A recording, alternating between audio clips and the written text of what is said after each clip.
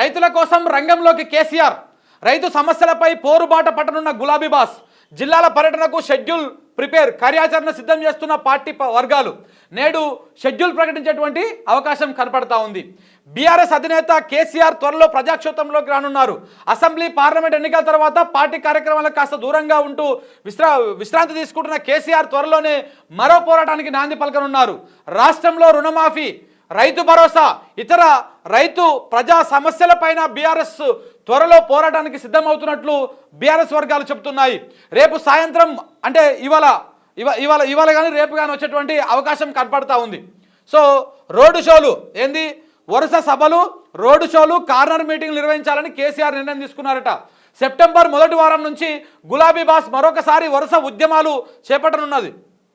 గులాబీ పార్టీ రాష్ట్రంలో కాంగ్రెస్, కేంద్రంలో ఎన్డీఏ ప్రభుత్వాల మీద కేసీఆర్ సమరశంకారావం పూరించేటువంటి అవకాశం కనపడతా ఉంది. గతంలో ఇప్పటికే హరీష్ రావు కూడా గతంలో మాట్లాడుతూ సెప్టెంబర్ 2వ తారీఖు నుంచి కేసీఆర్ ప్రజల్లోకి వస్తారని చెప్పేసి కూడా ఆయన గతంలో మాట్లాడిండు. సో ఇప్పుడు కేసీఆర్కు ప్రధానంగా ఒక చిన్న దిగులు ఉంటుండే అనమాట, చిన్న బాధ ఉంటుండే. తన బిడ్డని అనవసరంగా ఒక అక్రమ కేసులో తీసుకుపోయి జైల్లో పెట్టిర్రు, ఇబ్బందులకు గురి చేస్తూ ఉన్నారు, నన్ను మానసికంగా క్షోభకు గురి చేస్తూ ఉన్నారు అని చెప్పేసి ఒక అది ఉండే. ఇప్పుడు ఇంకా ఆ సంఖ్యలు తెగిపోయినాయి. ఇప్పుడు కంప్లీట్గా మొత్తం ఏమంటారు, జూలు విదిల్చినటువంటి సింహం లెక్క ఇప్పుడు ఇంకా ప్రజల్లోకి వచ్చేటువంటి అవకాశాలు స్పష్టంగా కనపడతా ఉన్నాయి. ఎందుకంటే ఇంకా ఏ అడ్డంకులు ఏవి లేవు. ఈ ఫోన్ ట్యాపింగ్ కేసు అనే దుకాణం ముంగల వేసుకున్నారు.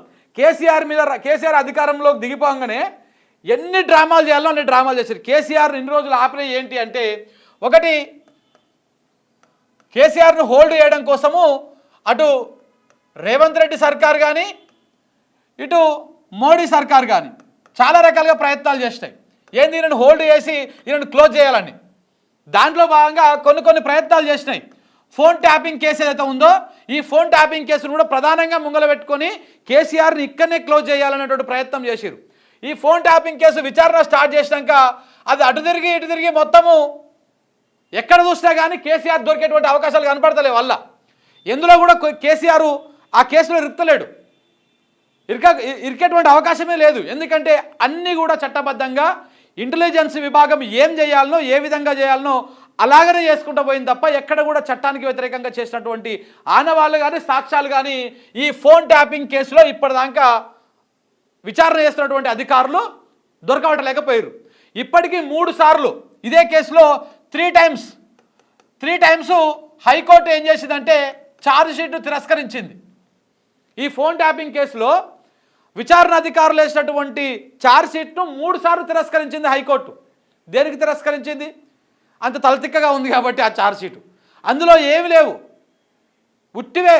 ఇప్పుడు ఏదైతే లిక్కర్ పాలసీ కేసులో ఇక్కడ నుంచి అక్కడికి పోయినాయి, అక్కడి నుంచి ఇక్కడికి 100 కోట్ల రూపాయలు ట్రాన్స్ఫర్ అయినాయి, 100 కోట్ల రూపాయలు ఆమ్ ఆద్మీకి కవిత ఇచ్చిందని చెప్పేసి ఆరోపణలు ఉట్టినే గాలికి మాట్లాడి దాని కేసు అనేది లాగేసేటువంటి ప్రయత్నం చేసిరో సేమ్ అట్లనే ఇందులో కూడా ఈ హీరోయిన్ ఫోన్లు విన్నారు, ఆ హీరోయిన్ ఫోన్లు విన్నారు, రేవంత్ రెడ్డి వాళ్ళ కుటుంబ సభ్యుల ఫోన్లు విన్నారు, వాళ్ళ విన్నారు అని చెప్పేసి సొల్లు కబుర్లు చెప్పి మీడియాలో ఏదైతే కాంగ్రెస్ అనుకూల మీడియాలో భజన చేసుకొని పెద్ద ప్యాకేజీలు రాసుకొని పెద్ద కథ చేసిరు తప్ప దానికి ఎక్కడ కూడా శాస్త్రీయమైనటువంటి ఆధారం ఒక్కటి కూడా కనిపెట్టలేకపోయారు. ఏది ఈ విచారణ అధికారులు.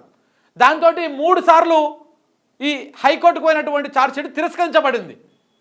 ఎందుకంటే ఛార్జ్షీట్ ఒక్కసారి కనుక ఫైల్ అయిందనుకో ఈ కేసులో అరెస్ట్ అయినటువంటి ప్రణీత్ కుమార్ కావచ్చు, భుజంగరావు కావచ్చు, మిగతా వాళ్ళందరూ కూడా బెయిల్ మీద బయటకు వచ్చేస్తారు.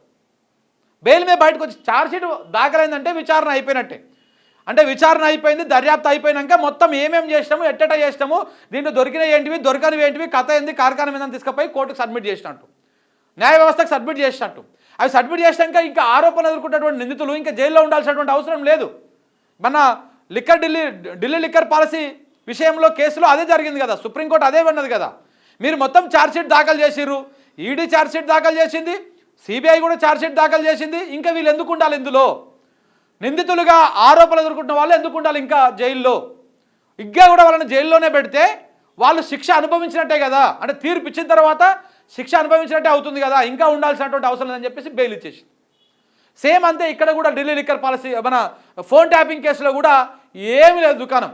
అంతా కూడా ఒక ఇంటెలిజెన్స్ విభాగం ఏ విధంగా పనిచేయాలనో అలాగనే పని చేసుకుంటూ పోతుంది. నేను మొదటి నుంచి చెప్తూనే ఉన్నా. నేను చెప్తుంటే కొంతమందికి అతిశయోక్తిలకు అనిపిస్తుంది. నేను first Delhi liquor policy case ఇది ఉత్తకథ నేరనా ఆయన, ఇది ఏముండదు, దీనికి రావడానికి పోవడానికి హైదరాబాద్కు ఢిల్లీకి తిరుగుతందుకు ఆ ఈడీ అధికారులకు సిబిఐ అధికారులకు పెట్టినటువంటి ఖర్చు బొక్క, అందులో ₹1 కాదు కదా, ఏలికను కూడా పట్టుకోలేరని చెప్పాను నేను. ముంగల్లో ఎప్పుడైనా కావాలంటే పాత వీడియోలు చూడండి. దానివల్ల ఏమి ఉపయోగం ఉండదు, ఏం పట్టుకోలేరు వీళ్ళు, ఉత్తకథనే అవుతుంది అని చెప్పేసి. ఇప్పుడు ఏమైంది, చివరికి సుప్రీంకోర్టు ఏం చెప్పుకుంటూ వచ్చింది, గదే చెప్పింది. ఎందుకంటే వీళ్ళు ఉట్టివే ఆరోపణలు, బీజేపీ ఎంపీలు ఆరోపిస్తారు, సిబిఐ ఈడీ రంగంలోకి దిగుతుంది. బీజేపీ ఎంపీలు ఆరోపించడానికి ఏమైనా శాస్త్రీయంగా ఉంటుందా, ఆధారం ఉంటుందా అంటే ఉండదు. గాలికి మాట్లాడుతారనమాట వాళ్ళంతా, గాలి ముచ్చట్లే చెప్తారు. సో అదొకటి జరిగిపోయింది. ఇప్పుడు నేను ఈ ఫోన్ ట్యాపింగ్ వ్యవహారంలో కూడా ఇదంతా ఉత్తకథనే. ఇది కనుక తొమ్ముకుంటూ పోతే, ఒకవేళ ఇప్పుడు ఫోన్ ట్యాపింగ్ వ్యవహారంలో అప్పుడున్నటువంటి ప్రభుత్వము వీళ్ళు చేసింది అయితే, ఇందులో ఫస్ట్ లోపడుకోవాల్సింది డీజీపీగా ఉన్నటువంటి మహేందర్ రెడ్డి పోవాలి, అప్పుడు ఇంటెలిజెన్స్ చీఫ్గా ఉన్నటువంటి వాళ్ళు పోవాలి, అనిల్ కుమార్, ఇట్లాంటి వాళ్ళందరూ కూడా జైల్లోకి పోవాల్సి వస్తుంది, అందరూ కూడా తప్పులు చేసిన వాళ్ళే అవుతారు అని చెప్పేసి కూడా మనం ఆ రోజు మాట్లాడినాం. దానికి ఎందుకు, మొన్నటి దాకా డీజీపీగా ఉన్నటువంటి రవి గుప్తా కూడా అందులో ప్రధానంగా నిందితుడు అయిపోతాడు. సో కాబట్టి ఈ కేసులో ఏమీ ఉండదు, తేల్చడానికి ఏమీ ఉండదు. చివరికి మళ్ళీ తిప్పి ఇంకో 5-6 నెలల్లో, ఇంకో 3 నెలల్లో, 4 నెలల్లో జైల్లో పెడతారు వాళ్ళని. తర్వాత వాళ్ళకి బెయిల్ వస్తుంది, బయటకు వస్తారు. అంతకుమించి ఇంకొకటి ఏమి జరగదు. ఇది జరుగుతున్నటువంటి వ్యవహారం. ఈ ఫోన్ ట్యాపింగ్ కేసు అనేది పెద్ద ఒక బొమ్మ వేసేటువంటి కథ. ఈ ఫోన్ ట్యాపింగ్ కేసు దేనికి వచ్చిందయ్యా అంటే, కేసీఆర్ని హోల్డ్ చేయడం కోసము.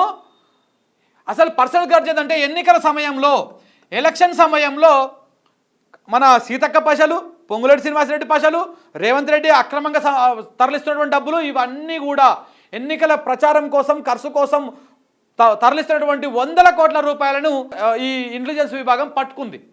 నా పైసలు పట్టుకుంటావా నేను ముఖ్యమంత్రి అయినాక అని చెప్పేసి మొత్తానికి దాన్ని పగబట్టి ఈ విధంగా కార్యక్రమం చేస్తున్నటువంటి పరిస్థితి మనం చూస్తూ ఉన్నాం. ఇది ఒకటి, ఫోన్ ట్యాపింగ్ కేసు పెట్టి కేసీఆర్ని అడ్డం పెడదామని చూసిరు. దాంతోపాటు ఇంకొకటి, రెండవ అంశం ఏంది, కవిత. ఈ ఢిల్లీ లిక్కర్ పాలసీలో కవితకు బెయిల్ రాకుండా అట్లనే ఆమెను జైల్లో ఉంచడం వల్ల ఆయనను కుంగదీయొచ్చు, ఆయనను ఎక్కడ కూడా బయటకు పోకుండా కాళ్ళకు బంధం వేయొచ్చు అని చెప్పేసి ప్రయత్నం చేశారు. కానీ ఆ కేసు కూడా ఏం జరిగిందో, బెయిల్ రావడంతో క్లియర్గా అర్థమైపోయింది. బెయిల్ రావడమే ఒకటి కాదు, ఈ బెయిల్ ఇచ్చేటువంటి సందర్భంగా ఎస్సీ మాట్లాడిన, సుప్రీంకోర్టు మాట్లాడినటువంటి వ్యాఖ్యలు చాలా కీలకం. ఈడీ కానీ సిబిఐ కానీ ఏ విధంగా విచారణ చేస్తూ ఉంది, అవి ఎవరి చేతిలో కీలుబొమ్మలుగా ఉన్నాయనేది ఈ వ్యాఖ్యలు కనుక మనం ప్రాపర్గా అర్థం చేసుకుంటే అర్థమైపోతుంది. సో ఇదొకటి. దీంతోపాటు కేటీఆర్ని కూడా కొంత కంట్రోల్ చేయాలి, అది చేయాలనేటువంటి ఉద్దేశంతో అదేదో ఈ రేసు కేసు, ఆ కేసు, ఈ కేసు అని చెప్పేసి 2-3 ఓపెన్ చేసేటువంటి ప్రయత్నాలు చేశారు. అక్కడ కూడా ఏమీ కట్టలేకపోయారు, ఏమీ చేయలేకపోయారు. ఇక హరీష్ రావుని కట్టడి చేద్దామని చెప్పేసి, హరీష్ రావుని కట్టడి చేస్తారన్న కొంత కేసీఆర్ భయపడతాడు, అట చేస్తారని చెప్పేసి హరీష్ రావు మీద రకరకాల ఆరోపణలు, ఆయన ఫామ్ హౌస్ అని, రంగనాయక సాగర్ అని, అదని ఇదని ఏవేవో రకరకాల ప్రయత్నాలు చేసి అవి చేసిరు, అవి కూడా సక్సెస్ కాలేకపోయారు. ఇవన్నీ ప్రయత్నాలు చేస్తూనే ఇంకోటి ఏంటిది, దీన్ని ఏమంటారు, అది పిఆర్ స్టంట్లు, రుణమాఫీ మీద పిఆర్ స్టంట్లు, రైతు బంధు మీద పిఆర్ స్టంట్లు చేసి అక్కడ కూడా అట్టర్ ఫ్లాప్ అయిపోయారు. సో కాబట్టి ఇంకా కాంగ్రెస్ పార్టీకి ఇచ్చాల్సినటువంటి హనీమూన్ పీరియడ్ అయిపోయింది, కాంగ్రెస్ పార్టీకి చేయాల్సినటువంటి అన్ని కార్యక్రమాలు అయిపోయి. అందుకే కేసీఆర్ ఇప్పుడు బయలుదేరిండు. ఇంకా ఇప్పుడు ఉంటుంది అసలు రాజకీయం మంచిగా నడుస్తూ ఉంటుంది అన్నమాట. ఇప్పుడు కాంగ్రెస్ అయినా భాగోతమైంది, కేంద్రంలో ఉన్న బీజేపీ అయినా భాగోతమైంది. ఈయనకి 8 సీట్లు ఇచ్చినాం, ఆయనకి 8 సీట్లు ఇచ్చినాం. అసలు 8 సీట్ల మధ్య కుదిరినటువంటి ఒప్పందం ఏంది, ఏం జరిగింది, ఇవన్నీ కూడా ప్రజలకు తెలుసుకుంటారు, ఇంకా ప్రజలకు తెలియజేసేటువంటి అవకాశం ఉంటుంది. కేసీఆర్ అప్పుడు ఇప్పుడు ఎప్పుడైనా రైతులనైనా నమ్ముకున్నాడు, ఇప్పుడు కూడా రైతుల పక్షానికే పోతా ఉన్నాడు. మళ్ళీ కేసీఆర్ అప్పుడు కూడా అధికారంలో ఉన్నన్ని రోజులు కూడా రైతులకు ఎట్లా చేయాలి, తెలంగాణలో ఎక్కువ ఆధారపడేది రైతాంగం, వ్యవసాయం మీద, కాబట్టి రైతులకు ఏ విధంగా మంచి చేయాలని చెప్పేసి అధికారంలో ఉన్న 9.5 సంవత్సరాల పాటు అదే పని చేసిండు.